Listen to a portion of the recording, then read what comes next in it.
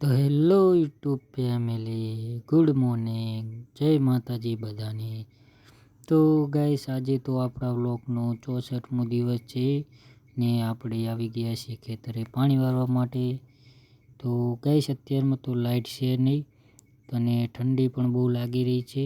તો ગાઈસ થોડીક વાર રહીને પછી મળીએ લાઇટ આવે એટલે. તો ચલો ગાઈસ ત્યાં સુધી બાય.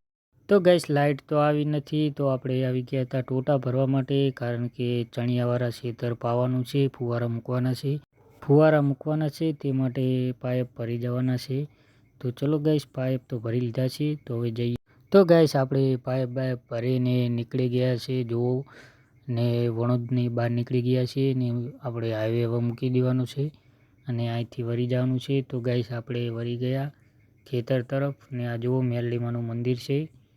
તો ચલો ગાઈસ આપણે પોકી જવા આવ્યા છીએ જ્યાં આપણે ટોટા ઉતારવાના છે. તો ચલો ગાઈસ ખેતરે જઈને મળીએ. તો હેલો ગાઈસ, આપણે આવી ગયા છીએ ખેતરે અને લાઈન પણ પાથરી દીધી છે. તો જુઓ ગાઈસ આ રીતની આપણે લાઈન પાથરી છે ચણિયામાં ને ગાઈસ જુઓ આ બાજુથી પાણી આવે છે ઠેઠ કેનલથી. તો ચલો ગાઈસ હજુ ફુવારા લગાવવાના છે. તો હેલો ગાઈસ, આપણે ફુવારા લગાવવાનો તો મેર આવ્યો નથી, કારણ કે ઓલા ખેતરે લાઇટ આવી ગઈ છે. તો આપણે નીકળી ગયા છીએ ને ફુવારા સાંજે આવીને લગાવી દઈશું. તો ચલો ગાઈસ જઈએ ઓલા ખેતરે.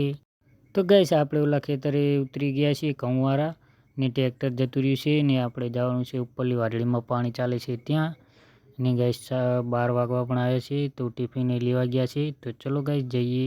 તો હેલો ગાઈસ, ફાઇનલી જમવાનું આવી ગયું છે. તો જો બટાકાનું શાક છે ને અથાણું છે, રોટલી ને છાશ.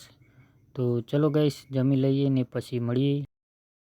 તો હેલો ગાઈસ, સાંજના 4 વાગી ગયા છે અને આપણે આવી ગયા હતા મોટર બંધ કરવા, કારણ કે ઘઉંવાળું ખેતર તો પી રહ્યું.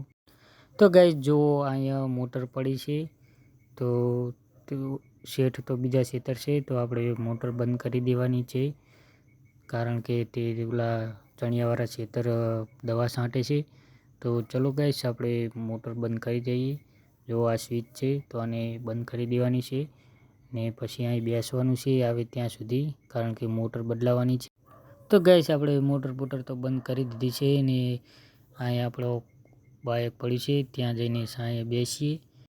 તો ગાઈસ અહીં આપણે બેસીએ કારણ કે મોટર બદલાવાની છે. તો એ આવે ટ્રેક્ટર લઈને પછી જોડીને બીજી ખેતરે લઈ જવાની છે.